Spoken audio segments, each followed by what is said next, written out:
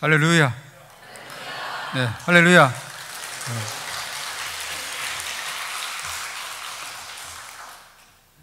저에게 이렇게 설교할 수 있는 기회를 주신 우리 원로 목사님, 또 당회원, 우리 교우 여러분들께 진심으로 감사드립니다. 제가 14년 전에 여기 청년부를 섬겼습니다. 그 14년 만에 이렇게 뵈니까 아는 얼굴들이 또 많이 있어서 참으로 즐겁고 또 기쁜 마음 한량없습니다. 이곳에 있으면서 제가 우리 치르톤 목사님을 통해서 많은 것들을 배웠습니다. 제가 늦게 신학교에 갔기 때문에 어떻게 목회를 해야 되는가, 목사는 뭔가 그런 것들 그 치르톤 목사님께서 많이 제가 잘 배웠고, 그래서 그 믿음의 연이 이어졌고, 또 같이 동료로 섬겼던 주보니까 다음 주에 오실 목사님이시더라고요. 많은 거, 굉장히 중요한 거 많이 배웠습니다. 신학교에서 학생들을 뭘 어떻게 가르쳐야 되는가, 그런 거 많이 고민하게 되는데, 그럴 때마다 그 본질에 대한 여러 가지 문제점들 목사님과 많이 나눴고, 그런 나눴던 내용이 오늘 설교에도 아마 포함되어 있지 않나 생각이 듭니다. 그 다음에 또 제가 청년 사역 돌이켜보면 열매가 없을 것 같다는 생각이 드는데, 그래도 열매가 있더라고요. 보니까 지금 사회 보시고 있는 목사님, 저와 같이 섬겼는데 우리 했던 청년하고 결혼했어요. 제가 큰 결실이에요. 보니까 결혼한 지 횟수가 14년 된 것 같아요. 왜냐하면 제가 14년 만에 왔기 때문에. 그 다음 목사님 굉장히 순수하시고 그 복음의 열정 남다른 거 제가 또 잘 알고 있고, 그렇게 섬기셔서 감사합니다.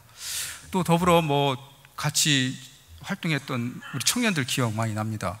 아침에 일부에 그 대표기도 하고 피아노 반주도 하고 했던 청년들 보니까 제가 가르쳤던 청년들입니다. 또 교회에 이렇게 일꾼 되니까 너무나 감사하고, 또 같이 또 저희 청년부 섬겨주셨던 또 이 장로님, 윤부 장로님이 저희 장로님 되셨더라고요. 감사드리고, 또 우리 송영현 그때 집사님이었는데 또 이렇게 장로님으로 이렇게 섬겨 주시는 걸 보면서 14년, 눈 한 번 감으면 금방인데 한 번 감으니까 14년이 흘렀습니다. 굉장히 감사하고, 저는 한양교회를 떠나서 다른 교회의 청년부 사역했고, 그 다음에 그러면서 2012년에는 제가 서울장신대학교에 부임했습니다. 신약과 가르치면서 학교에 이런저런 행정일을 했고, 올해 3월은 제가 교수로 승진되었습니다. 그 다음에 보니까 여기 청년부 섬기기 위해 온 목사님도 저희 학교 출신입니다. 지난날 사역을 돌이켜보면서 맡겨진 양들 더 사랑했어야 되는데, 그런 거 하지 못한 거에 대해서 굉장히 하나님 앞에 회개도 했고 후회스럽습니다. 2009년도에 저와 함께 청년부 활동했던 여러분들, 또 제가 섬겼던 분들 많이 사랑 못 드려서 송구합니다. 용서해 주세요. 신학대학교에 있다 보니까 자연적으로 이렇게 본질이나 이런 가치, 그런 것들을 문제를 자주 생각하게 됩니다. 그렇게 생각하는 것들은 그런 가치가 정립돼야지 제가 이제 제자들을 가르치게 되고, 또 그런 가르침이 있어야지만 한국 교회가 이끌어가기 때문에 그런 생각을 해보게 됩니다. 그래서 설교 제목도 굉장히 딱딱하고 재미없는 그런 본질이라고 하는 제목을 이렇게 붙여보게 되었습니다. 말하자면 믿음의 깊이를 더하기 위해서, 또 하나님이 기뻐하시는 사람은 어떤 사람일까? 신학자로서, 목사로서는 도대체 어떠한 삶을 살아야지 하나님이 정말 기뻐하실까? 그런 생각을 해보았습니다. 그런 가운데 오늘 본문 말씀을 정해보았습니다. 오늘 이야기는 우리가 너무나 잘 알고 있는 내용입니다. 율법선생인 서기관이 와서 예수님께 질문합니다. 모든 계명 중에서 첫째가 무엇입니까? 예수님께서 말씀하십니다. 신명기 6장의 말씀을 갖고 이스라엘아 들으라. 하나님은 유일하시고 오직 한 분인데 그 하나님을 너는 마음을 다하고 목숨을 다하고 뜻을 다하고 힘을 다해 너 하나님을 섬겨라, 예, 말씀하고 있습니다. 그 이어서 두 번째 말씀하십니다. 레위기 19장 말씀을 들어서 내 이웃을 내 자신과 같이 사랑하라. 예, 이것이 굉장히 중요하다는 거죠. 하나님께서 이스라엘 백성들에게 참으로 많은 계명을 주셨는데 뭐 계명 주니까 613가지인데 하지 말라는 것들이 365가지 1년치고 하라는 것이 248개인데 그것이 인간의 뼈마디입니다. 그러니까 1년 내내 매일매일 인간은 하나님의 말씀을 기억해야 되는데 그것을 갖다 핵심적으로 축약하면 하나님을 사랑하고 이웃을 사랑하라는 것입니다. 그렇게 예수님이 말하니까 서기관도 응답합니다. 그렇습니다. 맞습니다. 마음과 지혜와 힘을 다해서 하나님을 사랑하는 것이 여타의 재물을 드리는 것보다 낫습니다. 그러자 예수님께서 칭찬해 주십니다. 너가 그렇게 대답하는 거 보니까 하나님 나라가 너한테 멀지 않도다. 하나님 나라, 하나님이 통치하는 나라가 멀지 않다는 거죠. 예, 그렇습니다. 하나님을 사랑하고 이웃을 사랑하는 것이 하나님의 통치의 영역인 것입니다. 우리가 하나님을 사랑하고 이웃을 사랑할 때 하나님 나라를 경험할 수 있는 것입니다. 예수님의 공생의 생애 3년도 정리해보면 단 하나님을 사랑하고 이웃을 사랑한 것입니다. 주님께서는 항상 기뻐하기 위해서 하나님이 기뻐하신 일을 행하셨고 이웃을 사랑하기 위해서, 우리를 사랑하기 위해서 자신의 전 존재를 다 드리셨습니다. 하나님을 사랑하고 이웃을 사랑하는 것이 말하자면 신앙의 본질이라고 할 수 있습니다. 이것은 우리가 계속해서 끊임없이 해 나가야 되는 것입니다. 그런데 이 본질적인 것도 시대에 따라 변화를 겪게 됩니다. 새술은 새 부대에 담아야 되듯이 새 시대에 맞이하게 되면 어떻게 이러한 그 본질적인 것을 담아야 있을까 한번 생각해 보았습니다. 이걸 생각하게 되서는 한국 교회의 현실도 생각해보고 제 자신의 믿음에도 한번 점검해보고 또한 앞으로 이렇게 했으면 좋겠다고 하는 저의 소망도 담겨져 있는 것입니다. 하나님을 사랑하기 위해서 우리는 어떻게 합니까? 기본적으로 우리가 예배를 드리는 것입니다. 예배를 드릴 때는 우리가 순결한 마음으로, 진실된 마음으로 정성을 다해서 예배 드리는 거죠. 한국 교회가 놀라운 부흥을 이끌었던 것은 다름 아니라 이렇게 예배를 드렸기 때문에 그렇습니다. 우리는 새벽 예배도 드립니다. 수요 예배도 드리고 금요 차례도 드리고 주일 예배도 드리고 주일 예배도 한 번만 드리는 것이 아니라 하나님을 갈망한 가운데 오후까지 이렇게 예배게 드리게 됩니다. 그만큼 주님을 만나고 싶은 열망과 소망이 우리에게 많이 있는 거죠. 그런데 점차 바쁘고 이 사회 구조도 산업 사회로 변하게 되다 보니까는 실질적으로 새벽, 수요, 금요 예배 드리기 힘든 현실 가운데에서 주로 주일 예배의 형태로 우리가 신앙생활을 하게 됩니다. 그런 가운데 일주일에 주일, 주님이 부활한 날을 기념하는 날은 그래도 교회에서 믿음의 식구들 만나서 신앙생활하니 우리가 어느 정도 거룩하게 지낼 수가 있는데, 우리가 세상 밖으로 나가면 6일인데 그때는 우리가 잠깐 세상에 주님이 없는 것으로 우리가 생각하게 됩니다. 그래서 우리가 생활 자체가 어떻게 보면 이질적인 두 모습을 갖게 됩니다. 주일은 거룩한 모습이고 세상에서는 우리가 세상 사람들과 별 차이 없이 이렇게 생활하는 그런 모습으로 말입니다. 그런데 사실 우리가 한국 사회 여러 남성들의 뭐 사회 구조 이런 것, 회사 문화가 술 문화가 많이 관련되어 있는데, 술 먹고 안 먹고 그런 것보다 사실 더 중요한 것이 뭐냐면은 우리가 세상 살아갈 때에 사실 공의와 정의를 행하는 것, 더불어서 일상의 삶 속에서 실천하는 건데 우리가 그 점을 놓친 것 같습니다. 잠언서도 말씀하고 있습니다. 공의와 정의를 행하는 것은 여호와께 드리는 어떠한 제사보다 더 낫다고 말합니다. 그 전에 우리가 기독교인 하게 되면 사실은 우리는 신뢰도나 인품에 있어서나 정직성에 있어서 KS를 마크를 받았습니다. 아, 예수쟁이야. 그럼 그 사람 말 믿어야지. 내가 보증할 수 있어. 그렇게 평가받는 우리들이었는데 지금은 이 KS 마크를 찍어주지가 않습니다. 한국 사회가 찍어주지 않습니다. 왜 그런가 생각해 보면 결국 우리 자신이 우리의 삶 속에서 삶에 드려진 예배 가운데 우리가 정의와 공의를 실현하지 못해서 그런 거 아닌가 이렇게 생각해 볼 수가 있습니다. 사실 예배의 또 가장 중요한 것은 가족이 드리는, 가족 중심의 예배입니다. 부부가 신앙생활을 하게 되면 한 마음으로 가족 예배를 드리는 것이 굉장히 중요합니다. 안 드리게 되면 신앙생활을 같이 하는데 남남인 거 아시죠? 남남이 되게 됩니다. 부부가 매일매일 주님 앞에 어떤 형태든 간에 시간이 길고 짧은 것 없이 하나님 앞에 같이 한 마음으로 드린 예배가 굉장히 중요한데 우리가 이것을 놓치는 경우도 더러더러 있습니다.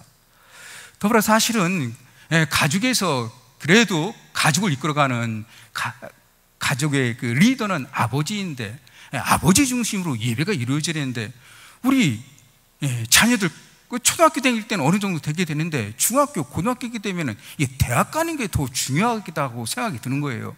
그래서 이런 예배나 이런 것들은 다 뒷전인 거예요.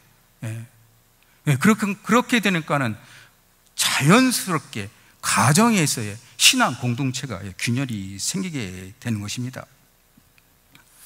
더불어서 제가 공부하면 여러분들은 이렇게 어떤 형태든 간에 부부가 같이 신앙생활하면 꼭 어떤 형태 같이 예배 드려야 됩니다. 그래야지 부부 사이도 좋아집니다. 어떻게 좋아질 거예요? 예배 드릴 때에 하나님께서 그 성령으로 부부를 한 믿음의 공동체를 묶고 또 자녀들도 한 믿음의 공동체를 묶습니다. 더불어 여러분들이 형제들과 더불어도 자주자주 예배 드리시기 바랍니다.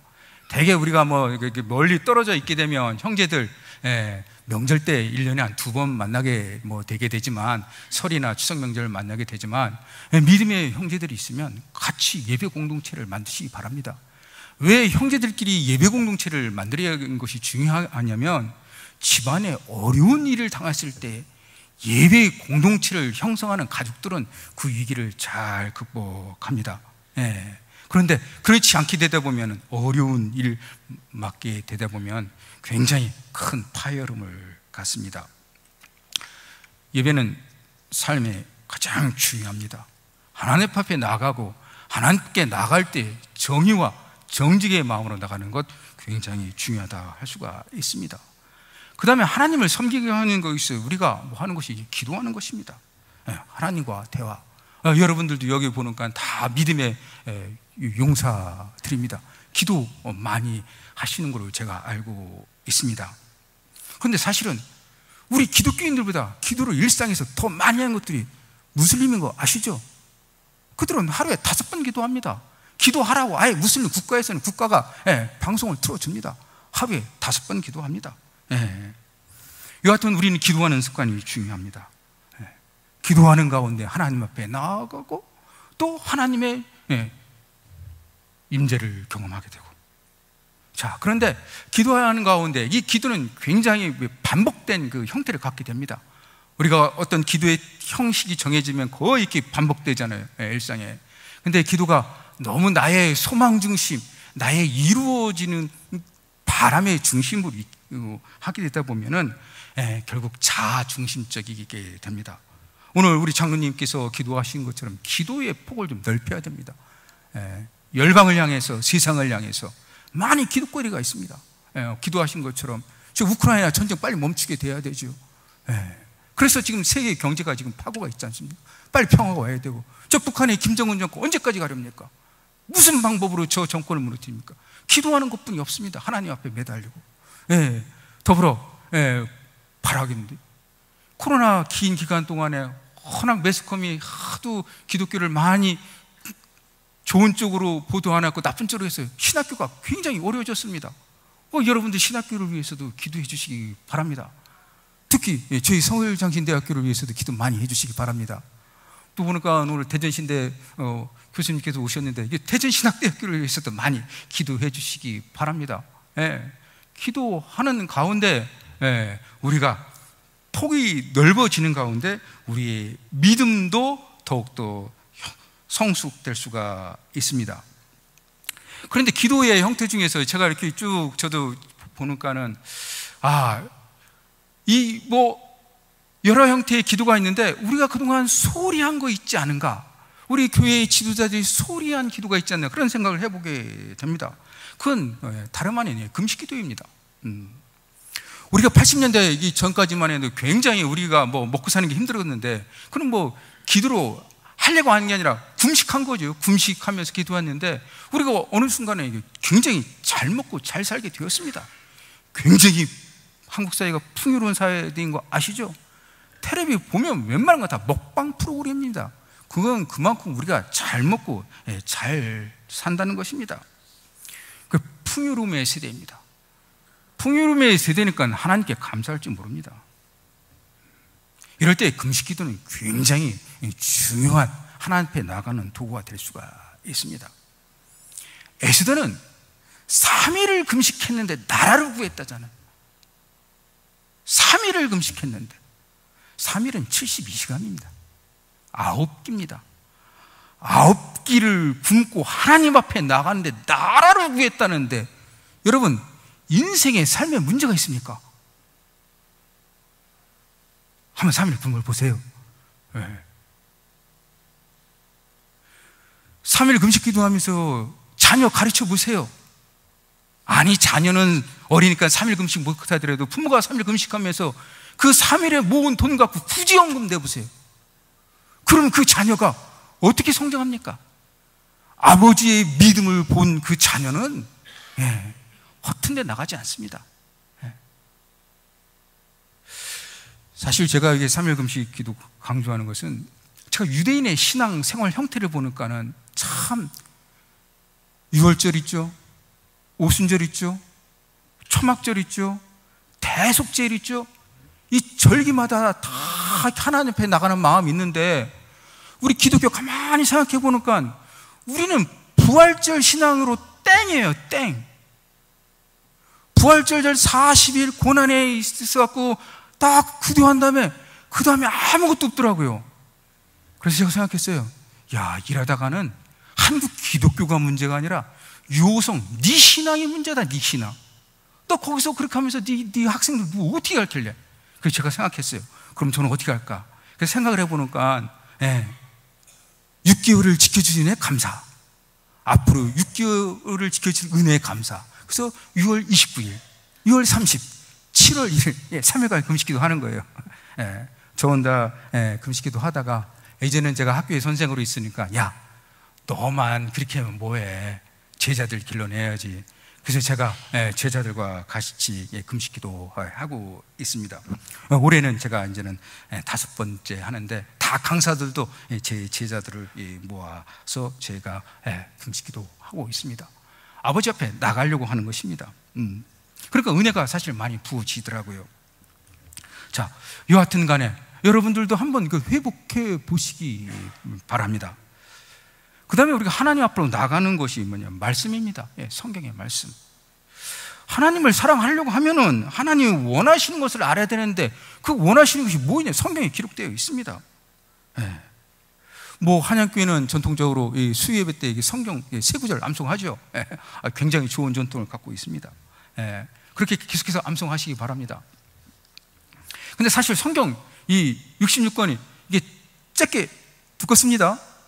되게 두꺼운데, 제가 왜 이렇게 하나님께서 이렇게 성령님께서 두껍게 만들었냐, 제가 우리 학생들에게도 농담으로 하겠지만, 다 우리 목회자들, 니들 밥 벌어먹고 살려고 하나님께서 이렇게 두껍게 만든 거야.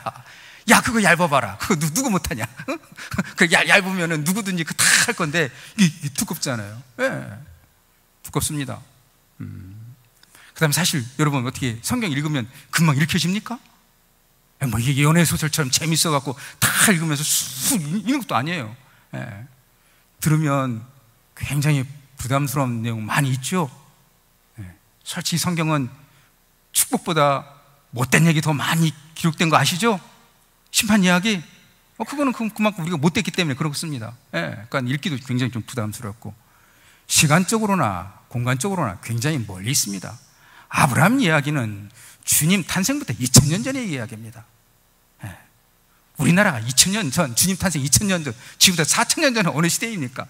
우리나라의 역사 그만큼 알고 있습니까? 주님은 지금부터 2000년 전의 이야기입니다. 시간적으로 굉장히 멀고 또 공간적으로 우리 땅의 이야기가 아닙니다.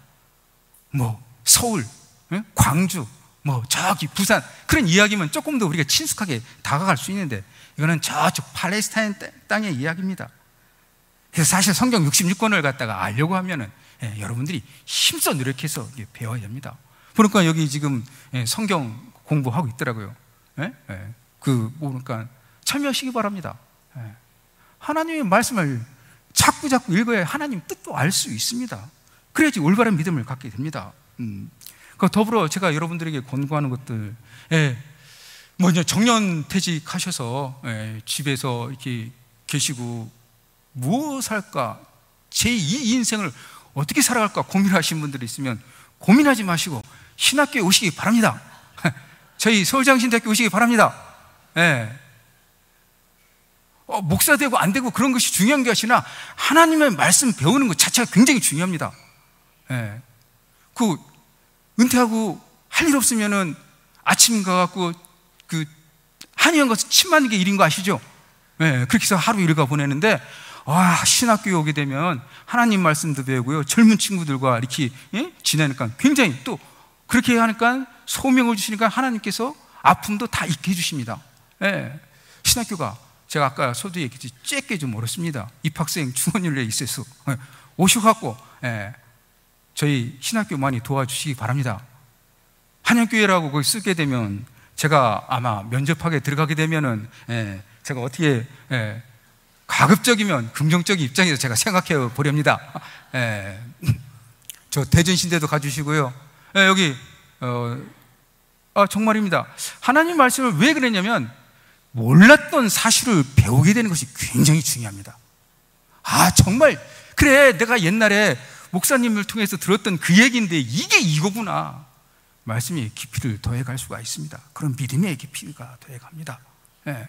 우리는 평생 주님 말 때까지 하나님의 말씀을 읽고 그분의 뜻이 무엇인가 묻고 질문하는 것이 믿음의 여정인 것입니다. 그 다음에 우리가 하나님을 섬기기 위해서 무엇합니까? 우리가 찬양을 하죠. 오늘 성가대 멋있습니다. 부럽습니다. 이렇게 아름다운 목소리를 낼 수 있는 것. 성경은 하나님 말씀 위에 또 찬송가도 담겨져 있습니다. 이런 것은 그만큼 믿음 생활에 중요하다는 거죠. 자, 믿음 생활에 이제 중요하기 때문에 찬송가가 있는데, 제가 저도 좋아하는 찬송가 있습니다. 사실은 믿음을 견뎌낼 때 찬송이 저에게 굉장히 위안을 줬습니다. 유학생활 시절에는 단 2 노래만 갖고 8년을 견뎠습니다, 사실은. 그래서 찬송의 그 의미 깊이 압니다. 근데 요즘 찬송과 더불어 이제 CCM이라고 많이 불려지고 있습니다. 그런데 이렇게 저도 이렇게 듣다 보니까 너무나 이 찬송이나 이 찬양이 다 굉장히 힐링 쪽으로, 치유나 이런 쪽에 치우치는 것 같습니다. 치유 중요합니다. 주님의 십자가를 통해서 내가 치유받는 거, 내 마음의 상처를 받는 거 치유 중요합니다. 그 다음 치유받고 나서 무엇 하려고? 제가 그 질문 한번 던져봤습니다. 세상 사람들 중에서 마음에 상처가 없는 사람 누가 있습니까? 교회를 다니든 안 다니든 삶은 굉장히 무겁습니다. 그러면 우리가 예수 그리스도를 십자가를 통해서 구원받고 우리가 치유를 받았으면 그 다음 무엇하는 겁니까? 전해야지요. 복음을 전하고 이 어두운 것들과 싸워서 이기기 위해서 우리가 준비해야죠. 그건 찬양도 그렇게 불러줘야죠. 찬양의 힘이 진취적인 기상의 노래 것들이 너무너무나 열거지는 것이 오늘날 우리의 기독교인들의 믿음을 약간 이렇게 약화시키는 거 아닌가, 그렇게 생각해 봅니다. 마귀들 때려잡기 위해서 싸울지라도 불러야 되고 진취적인 노래를 불러야죠. 진취적인 노래를 부르게 되면 내 자신도 진취적인 기상을 갖게 됩니다. 하나님을 사랑하기 위해서 우리가 진심으로 예배드리고 기도하고 성경 말씀 읽고 배우고 찬양하는 것 중요합니다. 자, 그런 가운데 하나님 앞에 나아갈 때 우리가 조심스러워야 될 위험성이 두 가지가 있습니다. 하나는 신앙생활 오래 하게 되고 교회에서 직분을 받게 되다 보면 자칫 잘못하게 되다 보면은 내가 중심이 될 수가 있습니다. 교회는 담임 목사님을 비롯해서 저 갓 태어난 아기까지 주님의 십자가 아래에 있는 것입니다. 주님의 십자가보다 더 높이 있는 것들은 다 우상입니다.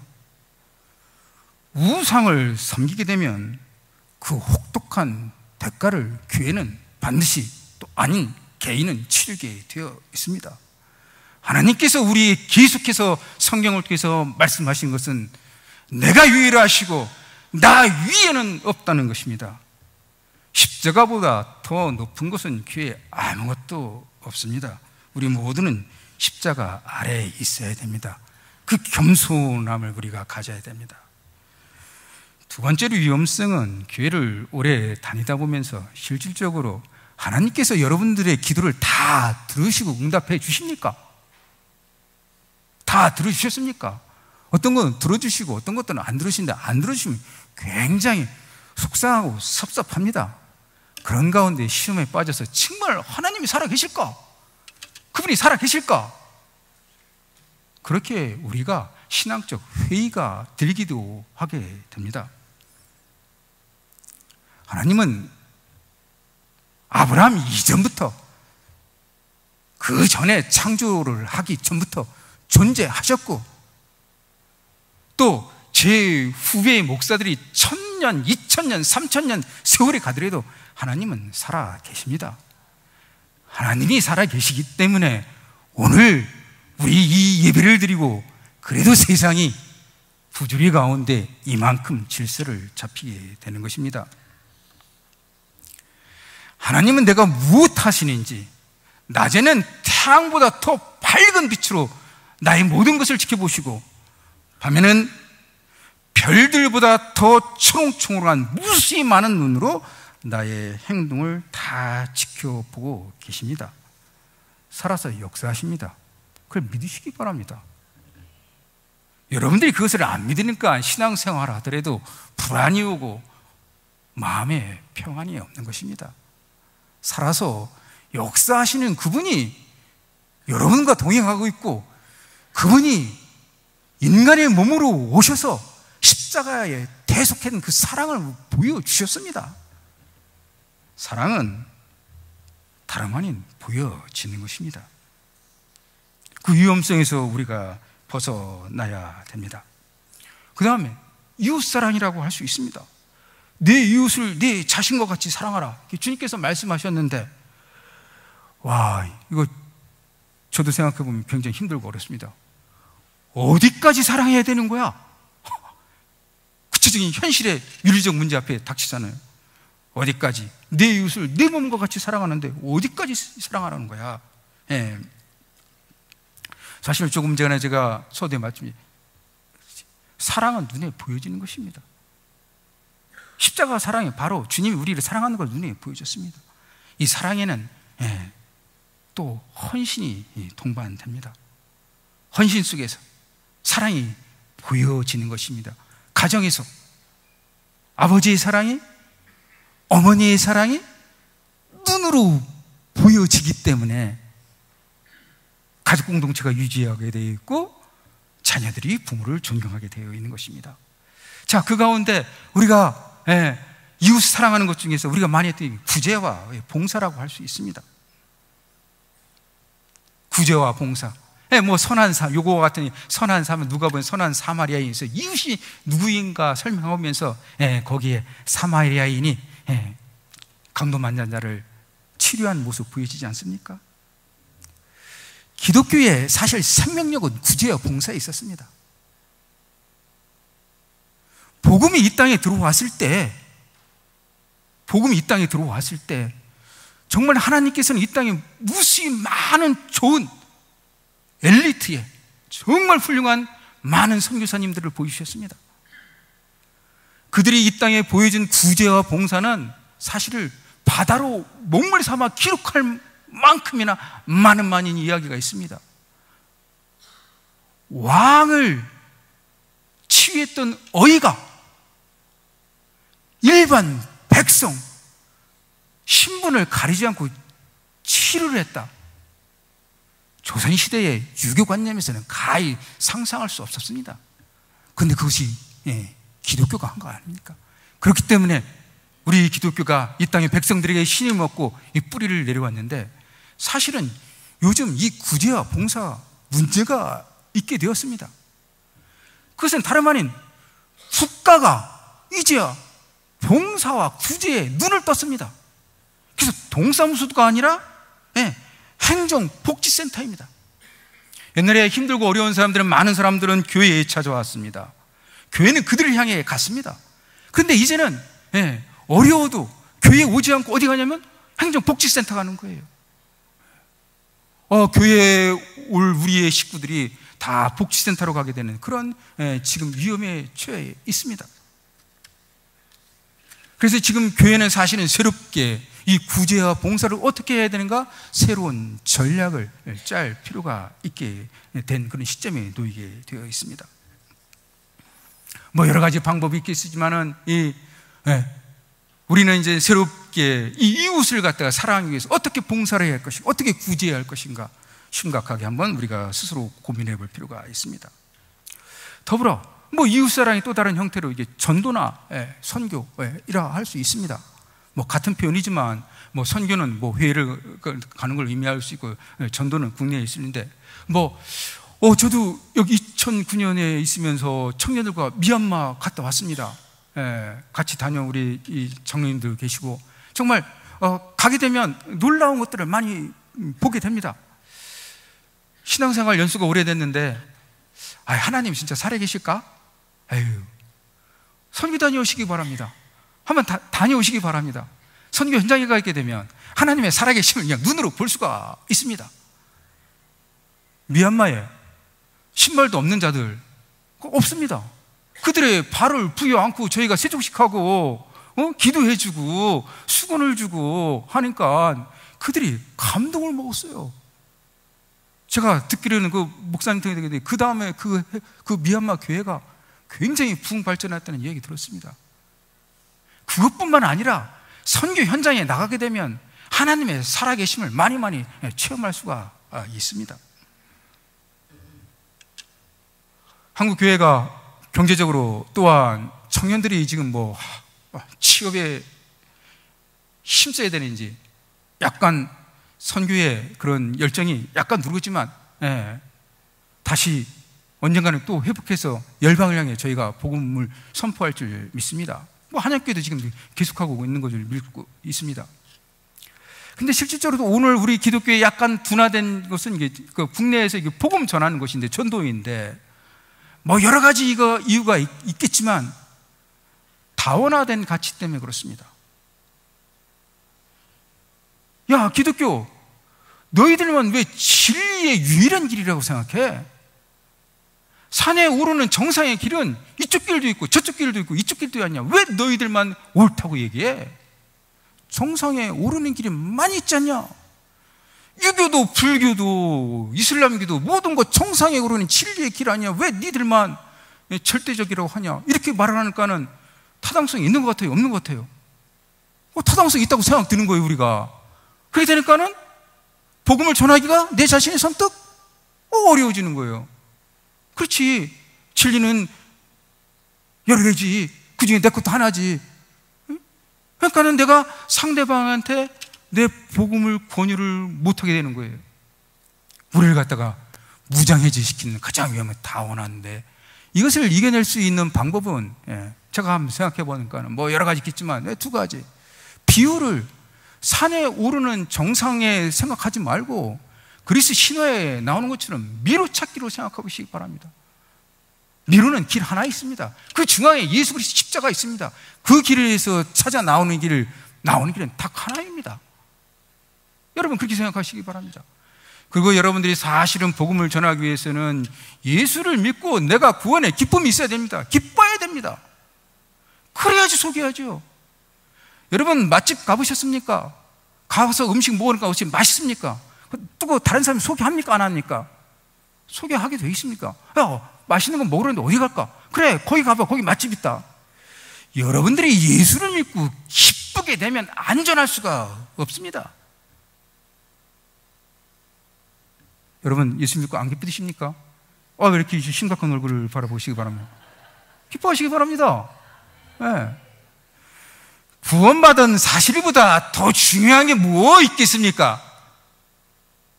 예수의 십자가는 이 땅뿐만 아니라 저 땅에도 너무나 영원한 생명을 주는 것인데 왜 내가 십자가의 구원을 믿고 왜 기뻐하지 않습니까? 무엇이 우리의 삶을 그렇게 짓누르게 합니까? 구원보다 더 중요한 게 있습니까? 부자 되는 것입니까? 자녀의 취업입니까?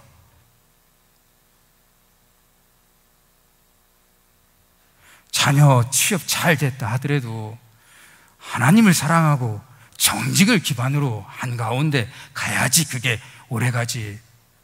안 그렇습니까? 십자가의 구원은 이 땅뿐만 아니라 저 땅에 구원이 중요합니다. 그걸 인식하시기 바랍니다. 그 다음 우리가 이웃사랑의 실천으로 미움과 시기와 질투, 정말 싹 잘라내고 계속 용서하는 것입니다. 그 어려운 과제인 거 아시죠?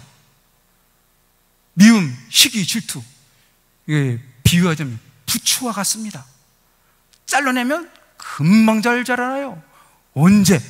왜 이렇게 생각 속에서 미워하고 시기하고 질투하는 거? 물론 여러분들은 기도를 잘하셔서 또 십자가를 의지하는 가운데 이것을 늘 물치는데 저도 가만히 생각해 보니까는 새록새록 미워하는 것들이 이렇게 나이 들수록 더 생기더라고요. 옛날에는 안 그랬는데 처음에 좀 순수한 척 했는지 모르지만 그 다음에 나이가 드니까 더 용서를 또 못해요. 한 번 그냥 삐걱 나게 되면 꼴보기가 싫고 그런데 정말 이거는 그럴 때마다 십자가에 너를 놓고 미워하는 것 줄이고 자꾸 용서하려고 하는 것, 이게 이웃사랑의 실천이죠. 많은 믿음의 형제들이 사실 교회에 왔다가 떠나게 된 이유 중에 하나는 교회 공동체에서 적응 못해서 떠난 형제들이 많이 있습니다. 그건 우리가 품어주지 못해서 그런 거 있습니다. 여하튼 우리가 이 마음의 이 폭을 넓혀서 미움과 시기와 질투 용서 못하는 거 내보내고 주의 사랑으로 가득 찬 가운데 이웃을 사랑할 수가 있는 것입니다. 사실 이것은 십자가를 의지할 때 가능한 것입니다. 주님께서 말씀하셨습니다. 좁은 문으로 들어가라고. 좁은 문은 문이 좁은 것이 아니라 믿음의 경주에서 끝까지 낙오되지 않고 결승점에 가는 것이 좁은 문입니다. 이를 위해서는 하나님을 사랑하고 이웃을 사랑하려고 하는 그 마음 갖고 끊임없이 믿음의 경주에서 계속해서 나아가는 것입니다. 정직을 기반으로 순결한 마음으로 예배드리고 하나님께 기도드리고 주님의 뜻을 알고자 위해 노력하고 그 다음에 우리가 진취적인 기상의 찬양을 부르고 또한 구제와 봉사, 복음 전하는 게 열심히 한 가운데 이웃을 사랑하라고 노력할 때에 우리는 더 나은 믿음의 사람이 될 수가 있습니다. 그 깊이는 각자 여러분 스스로가 끊임없이 십자가 앞에 나감으로 깊이를 더하는 것입니다. 수준과 한계는 없습니다. 믿음의 여정, 내가 주님께 생명을 호흡하는 순간까지 계속해서 믿음의 여정, 하나님을 사랑하고 이웃을 사랑하는 것으로 나아가는 것입니다. 그럴 때 우리는 믿음의 여정에서 승리할 수 있고, 주님 배울 때 주님께서 정말 착하고 충성스러운 이 한양교회 자녀들아, 너희들 정말 멋있었다. 너희들이 이 땅에 보여준 그 하나님 사랑, 이웃 사랑은 정말 표본했다. 내 가슴이 흡족하다라고 주님께서 칭찬해 주실 것입니다. 저와 여러분 모두가 힘써 노력해서 믿음의 경주에서 승리합시다. 기도드리시겠습니다. 주님께서는 하나님을 사랑하고 이웃을 사랑하는 것을 몸소 보여주셨습니다. 그것이 모든 주님의 가르침입니다. 그 가르침을 저희가 마음속에 새기고 저희도 주님을 더욱 사랑하고 이웃을 사랑하는 저희가 될 수 있도록 인도해 주시옵소서. 감사드리며 예수님의 이름으로 기도드립니다. 아멘.